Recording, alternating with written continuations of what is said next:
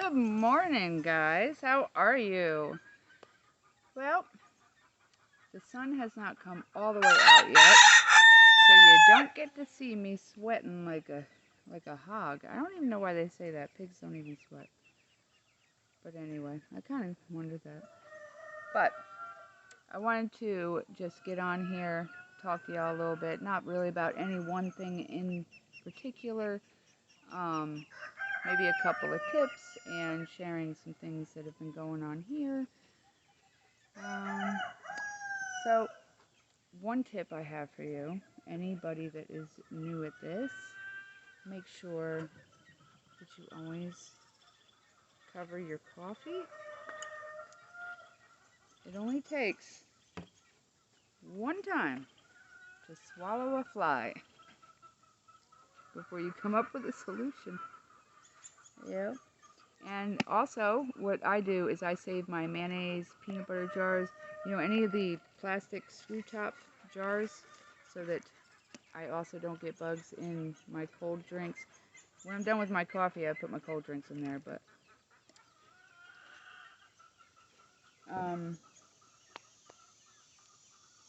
so I wanted to kind of talk to you guys about something.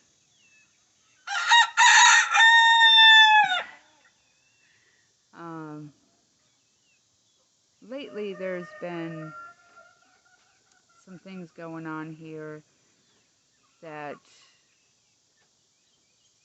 weren't going on before. We've grown a lot. We've added a lot of things. We're in a lot more places. We're at a lot more farm swaps where our YouTube channel is growing. We're almost at 500 subscribers, and that's really not a lot, but growth is growth, and every step is another step forward, right? As long as it's not backwards. And there are some people who don't really like that. Now, why? I'm not really sure. I'm really not sure. I don't know if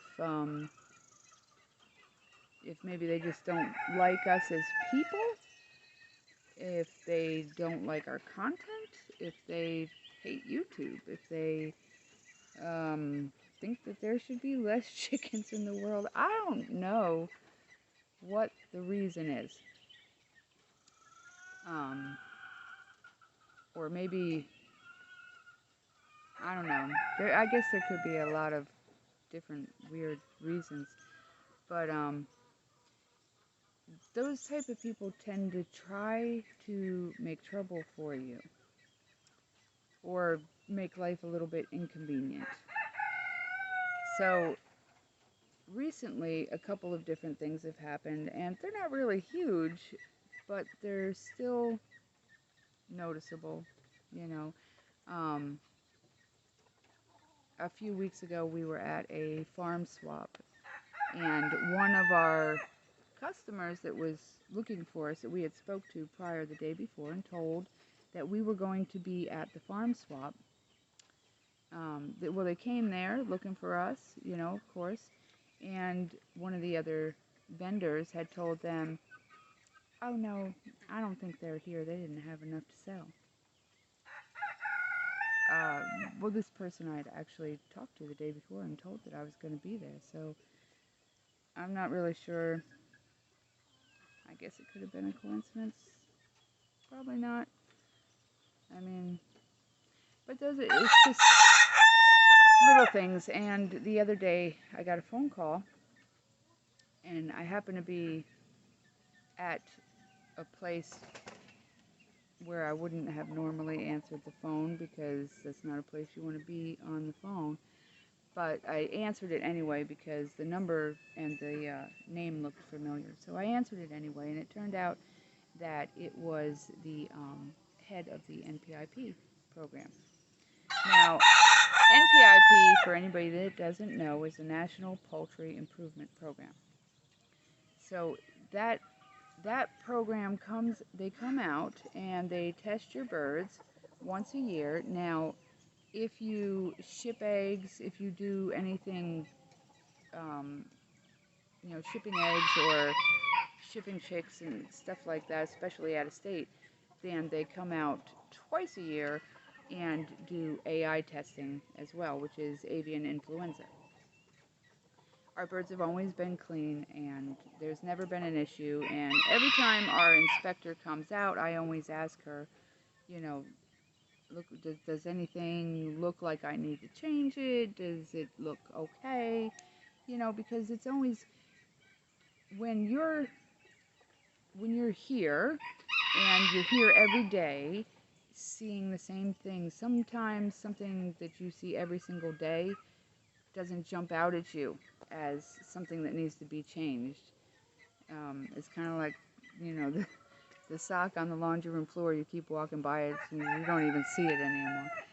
But she always says that it looks good and that it's clean and everything. And our tests always come back great. So there's never been an issue, and an issue's never been brought up. So the woman, when I answered the phone, the woman says that there's a concern. Now, mind you, I'm in a place I don't really want to have this conversation, but I have to now because I've answered the phone. And I asked her, well, what was the concern? Because I kind of got scared because they were just out here to test like 2 days prior, and then they call and say they got a concern, you know, and all the things on the news about avian influenza and having flocks destroyed. And so my heart kind of sunk. I was scared for a moment. And she said, I have a bunch of screenshots. And I was like, screenshots of what? And she said, of posts from your page that you had put up accepting roosters. And, you know, a lot of people know, maybe some of you don't, but a lot of people know that we do rooster rescues. It's not just rooster rescues, but roosters are the more common thing that need to be rehomed. So, I mean, we do bunnies, hens, turkeys, things like that. So I was like, yeah, I do take in roosters and rehome them. And she was like, well, we can't have those birds with your birds. I said, oh, no, they're never with my birds. I don't put them with my birds. We have, and I could show you, but it's way over there on the other side of the driveway. So, and I actually kind of hurt my back a couple days ago, so that's why I'm sitting down. So I'm not going to walk you over there. We have it's a table with dog crates and a roof so they stay dry, and they're way over there on the other side of the property, and that's where the roosters get dropped off into those crates, and they have their own food there. So the food from there never comes back here, and the food from here never goes up there. And that is just good biosecurity. It's making sure that if, God forbid, the silver-laced Polish caught some kind of respiratory something, let's just say they got some kind of snotty nose, sneezing crud, and I brought food from back here that I scoop all the time, and I bring it over there. Now, there's a good chance that I could take whatever the silver-laced Polish had and bring it over there to those roosters. Or the other way, vice versa, if I bring in roosters and they're over there, and I bring a scoop of food or something back there, over there, and bring it over here, if by chance those birds over there had something, then I could very likely bring it over here. And that's part of the program. You have to make sure that your flocks are closed. So, meaning, I don't know if everybody knows what closed flocks mean, but a closed flock is Okay, so these silver lace Polish, there's, I don't know, I think there's 9 in here. I haven't counted, 8 or 9, something like that. So I cannot put, this flock is closed. It's closed. It cannot, unless I hatch out an egg, or their eggs, or something like that, or get another silver lace Polish from another NPIP farm. I cannot add to that flock. So I can't go to the farm swap and pick up a silver lace Polish from, you know, Betty Sue Joe and just throw it in with my flock. I can't do that. It's against the regulations, and I will lose my NPIP for that. The same with every single flock. You know, my salmon favor else. That's why it's taking me so long to build up my salmon favor else. He's got a lot to say. Because I have to hatch their eggs and grow them up, grow up the hens, and then add to my flock that way. And that's why it takes me so much longer. It seems that you see me saying for months that, you know, we're working on increasing the salmon favorels, or we're working on increasing the buff lace Polish or the gold lace Polish. And that's why it takes me so long, because I have to do it properly. I can't just go all over the state of Florida and throw anything in there anytime I want. I can't do that. So yeah, that's what the concern was. And I explained to her, of course, that those birds, first of all, never come back here, and they never really even stay up there that long, because we have, you know, we have a good bit of followers on YouTube, on our business page, on Facebook.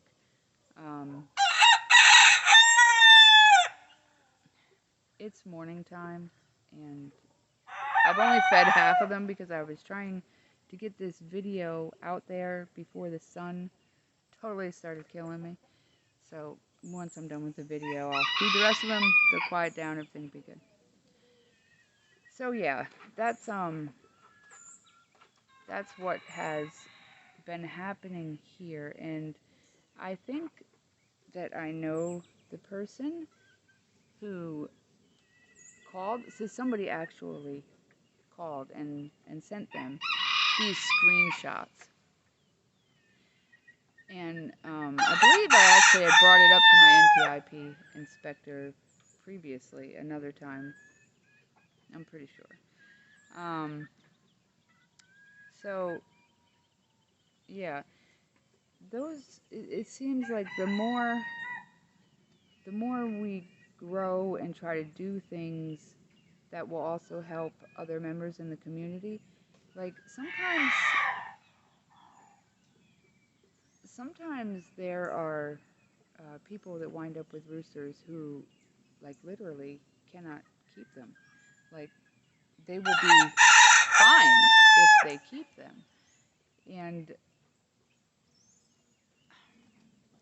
I like to be able to offer a place for them to go, since we have a decent reach of people where we could find homes for them.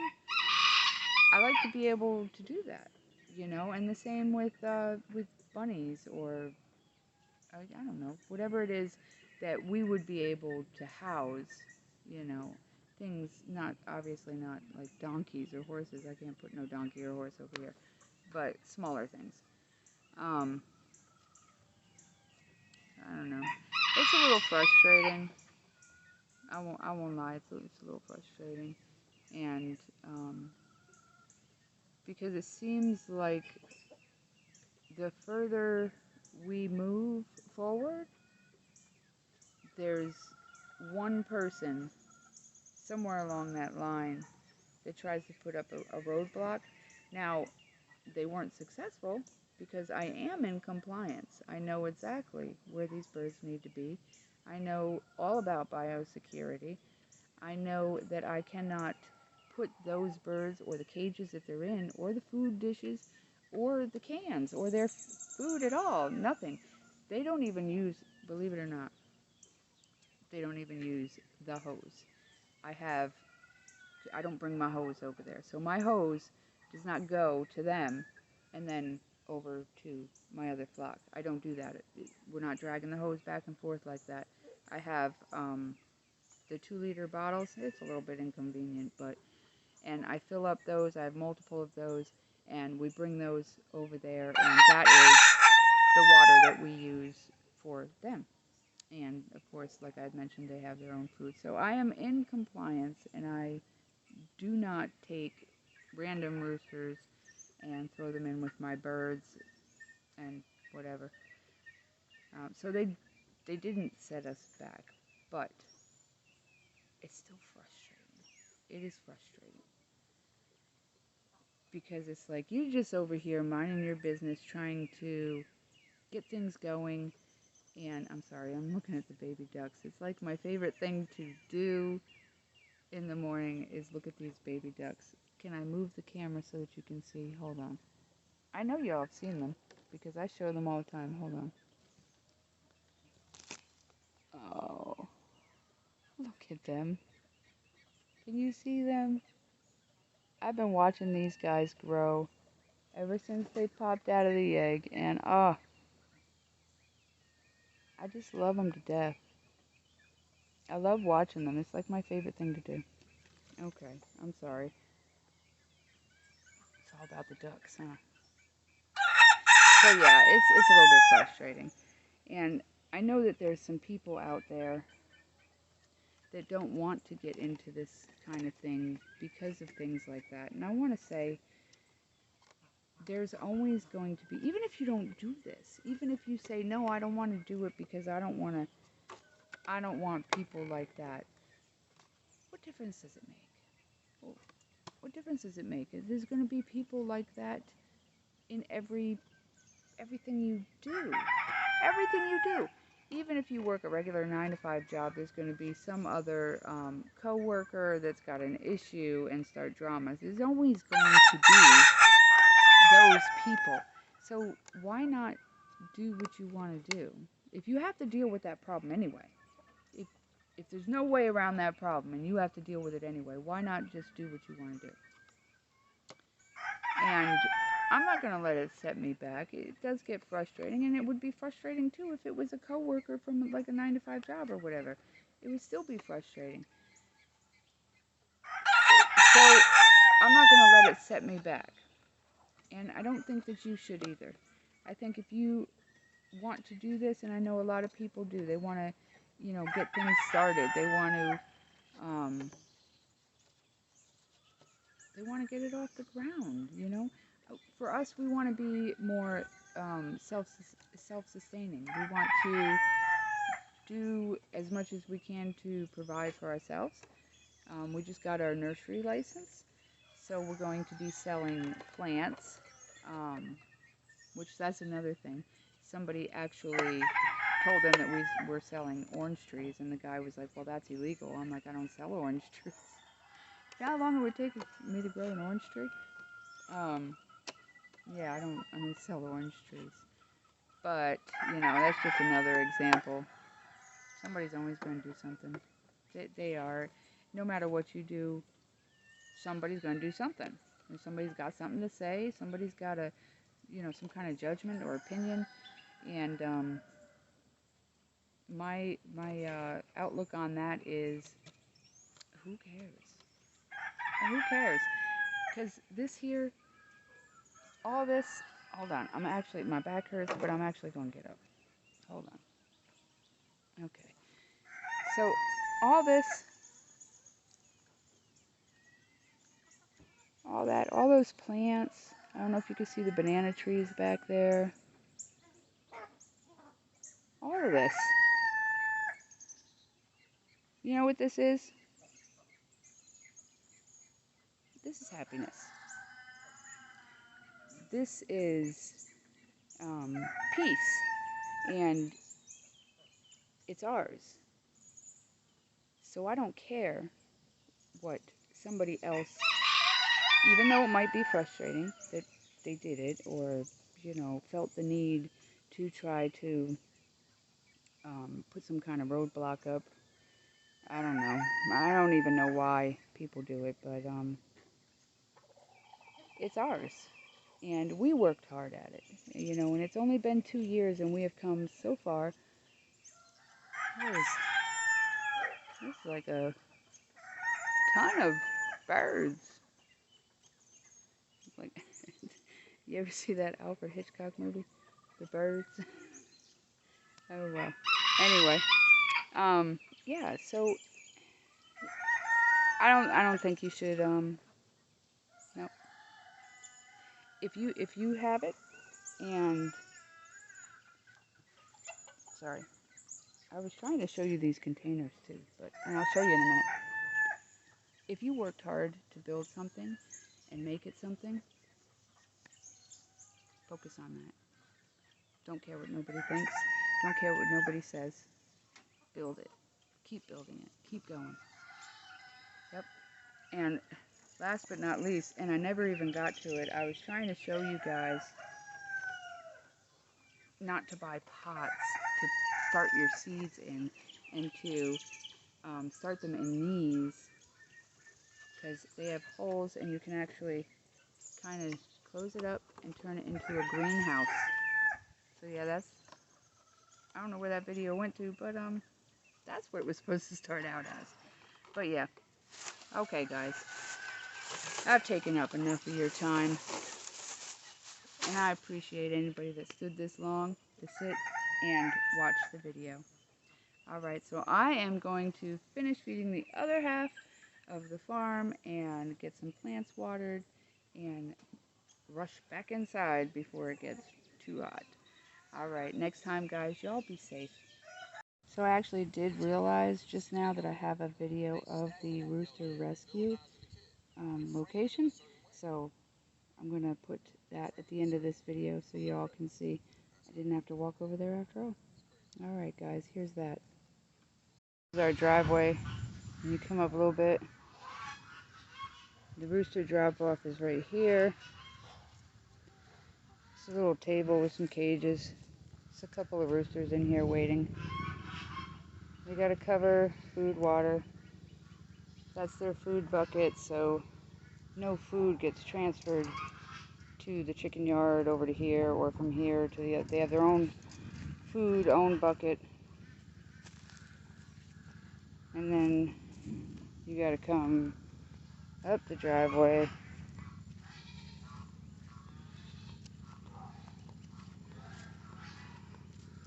Don't mind all the mess.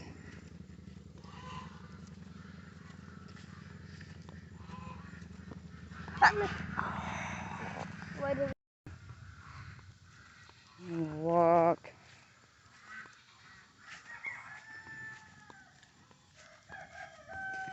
And keep walking. This is what I mean when I say it's a really good distance away. And this is where the chicken yard actually begins. Back here.